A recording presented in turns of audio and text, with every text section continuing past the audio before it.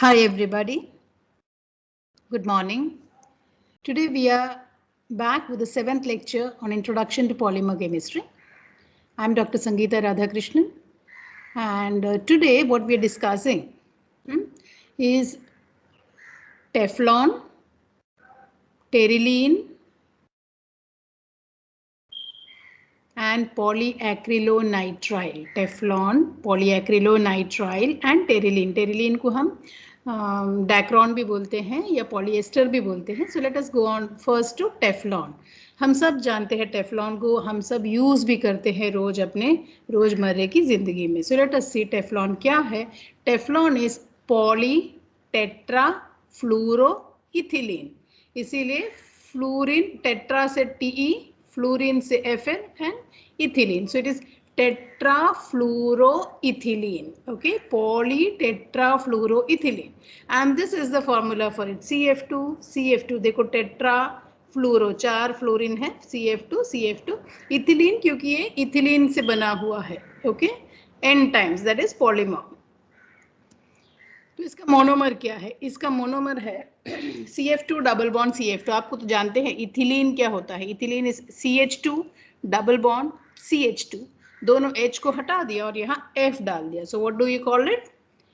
Tetrafluoroethylene, क्योंकि ethylene is CH2 double bond CH2. ये CF2 double bond CF2 is tetrafluoroethylene. इसको polymerize कर दो, आपका पॉलीमर बन गया Teflon. Okay, so from tetrafluoroethylene you're going to get Teflon. ये किस तरह का रिएक्शन से बनता है? Type of polymerisation is addition. Addition मतलब आपको पता रहना चाहिए अभी से. Addition means free radical mechanism, double bond shift होता है, ये हमको पता ही है, अभी तक हमको पता होना चाहिए. So type of polymerization is addition. Addition polymerization में there should be a chain initiator, क्योंकि ये एक free radical mechanism है और यहाँ chain initiator है या तो hydrogen peroxide H2O2 या ammonium persulfate. Okay, the chain initiator will either be H2O2 or ammonium persulfate. Okay, reaction काफी सिंपल है. देखो, you have CF2 double bond CF2 n times tetrafluoroethene. ये टेट्राफ्लोरोइथीन या ethylene जो भी है उसका n molecules will undergo polymerization in presence of peroxide to give you. देखो ये डबल बॉन्ड गया, अभी ये लंबा चेन बनेगा CF2, फिर बनेगा CF2 CF2 CF2 CF2 इस तरह से n times, and this is called as Teflon. Okay, हो गया. Teflon का preparation is ready. It is addition polymerization. Hydrogen peroxide और ammonium persulfate is a chain initiator. Okay? और फिर इसका uses, क्योंकि जैसे मैंने बताया रोजमर्रे की जिंदगी में हम यूज करते हैं तो हमको पता ही होना चाहिए. uses देखते हैं, सबको पता है ना. ये अंदर का जो ब्लैक कोटिंग है उसको हम कहते हैं टेफ्लॉन. ओके, ये ब्लैक कोटिंग को कहते हैं टेफ्लॉन. ये पूरा टेफ्लॉन होना जरूरी नहीं है. दिस हैंडल में भी Teflon, I don't know, but this inside coating is Teflon. Therefore it is used to make non stick cookware. Stick नहीं होता है, राइट? ये इसका प्रॉपर्टी है, नॉन स्टिक कुकवेयर. ये भी आपको पता है, आपने देखा होगा इलेक्ट्रिक के इस पे पट्टी वगैरह लगाते हुए, जहाँ भी लीकेज नहीं होना है वहाँ सब ये लगाएंगे. इसको बोलते हैं ऑयल सील. तो ये non stick cookware, oil seals और गैस्केट. गैस्केट भी अभी आप पहचान के, हम लोग वाइशर बोलते हैं ऑर्डिनरी हिंदी में. So these gaskets are also made. So you get non-stick cookware, oil seals and gaskets are made from Teflon. Okay, तो इसके प्रॉपर्टीज देख लेते हैं क्या क्या है. ये टफ है, it is quite tough. Okay, it is chemically inert, react नहीं करते, तब तो हम उसको खाना पकाने में यूज करते हैं ना, otherwise it will react with the food, we can not use it. So it's chemically inert. It is resistant to heat. है तो प्लास्टिक जैसा लेकिन जलता नहीं है. So it is resistant to heat. It does not disintegrate on heating. Okay, it cannot be attacked by corrosive reagents. corrosive आप उसमें नींबू, because it's an acid, isn't it? So ऐसे कुछ भी डालने से उस पर कोई असर नहीं होता. It cannot be attacked by corrosive reagents. यानी आप सोप डालो कुछ भी नहीं होता. So the reason is the CF bond is very difficult to break. So it remains unaffected by corrosive alkali and soap वगैरह और organic solvent, किसका भी उस पर कोई असर नहीं होता है. And the reason is the CF bond is very difficult to break. So it is tough, it is chemically inert, react नहीं करता है, it is resistant to heat and it can not be attacked by corrosive reagents. हो गया हमारा Teflon is done with. Okay, next is, पहले आप ये देख लो कितना सुंदर स्वेटर है, सॉक्स है, तो ये कोई नेचुरल वुल से नहीं बना है, this is made by synthetic wool, okay, not from an animal, it is made from synthetic wool. तो ये किससे बनता है, this is poly acrylonitrile. Okay, ये जो बनता है इसका नाम है, बेसिक नया नाम है पॉली एक्रिलोनाइट्राइल। ओके, तो उसमें से एक पर्टिकुलर काइंड ऑफ ये बनता है fibre type, it is known as Acrilan. Acrilan से देखो सॉक्स दिखाया है यहाँ पे, लेकिन आप कुछ भी बना सकते हैं, आप स्वेटर भी बना सकते हैं। ओके, सो एक्रिलैन, और दूसरा है ऑर्लॉन। ऑर्लॉन और एक्रिलॉन दो टाइप ऑफ सिंथेटिक वुल है जिससे कि आप स्वेटर या वगैरह सब कुछ बना सकते हैं। So these are two types of artificial wool, Acrilan and Orlon. Okay, and you can see nitrile लिखा है, नाइट्राइल दिख रहा है ना यहाँ पे, नाइट्राइल, नाइट्राइल यानी क्या है, cyanide, so it is poly acrylonitrile.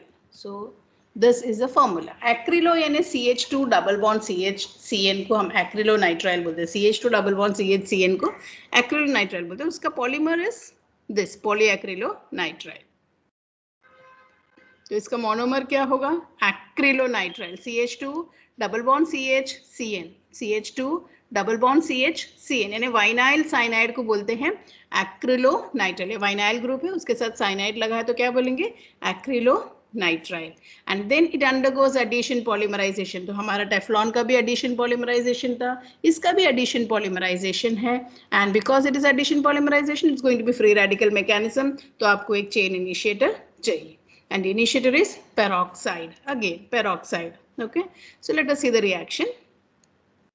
फिर से यहाँ डबल बॉन्ड था और यहाँ डबल बॉन्ड नहीं होगा, उतना ही है, CH2 डबल बॉन्ड CH-CN, फिर उससे CH2 CH2 CH2 CH2 का लंबा लाइन और CN will form branching. You know this is a vinyl polymerization, हमने पढ़ा है, addition polymerization is otherwise known as vinyl polymerization, क्योंकि CH2 डबल बॉन्ड CH और उसी का लंबा चेन बनता है, ये CN इसमें ब्रांच होता है। Okay, so this is poly acrylonitrile. ठीक है, so you understood. So acrylonitrile that is CH2 double bond CH, vinyl cyanide is the monomer, उसका polymerization, addition polymerization will give you poly acrylonitrile. Use भी हमने देख लिया। So it's also used as a wool substitute. Okay, जहाँ ऊन नहीं use करना है, wool नहीं यूज करना है, वहाँ you can use, because you don't want to be harming the animals, then you can use this as a wool substitute. So it is used to make blankets, shawls, sweatshirts, sweaters, etc. Okay, so that completes polyacrylonitrile, all simple ones. And इसके properties क्या होंगे पता नहीं we are not supposed to be learning that. So we next go to polyester. Polyester, ester तो आपको पता है, COOR, polyester, repeating ester linkage है इसमें, COOR linkage is repeating, that is what is known as polyester. और इसमें का एक एग्जाम्पल है टेरिलीन। ओके, टेरिलीन नाम से आपको पता चल जाएगा इसका नाम टेरिलीन क्यों है, पर इसको और एक कॉमन नेम है एंड दैट इज डैक्रॉन। तो टेरिलीन का दूसरा नाम क्या है, Dacron. Dacron is nothing but teriline. So let us see what the monomer is. Monomers are ethylene glycol. Ethylene यानी CH2CH2. Ethylene glycol. Glycol यानी दो OH ग्रुप है एडजेसेंट कार्बन पे.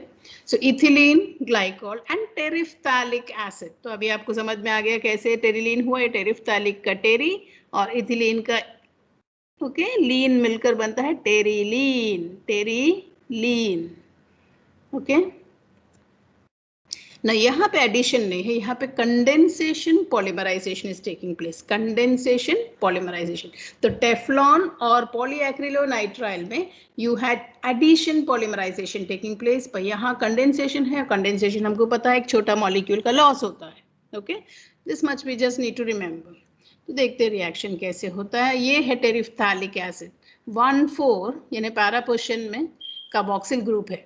Okay, sorry, this is COH 1,4 benzene dicarboxylic acid, 1,4-benzene dicarboxylic acid, or it is having a common name terephthalic acid.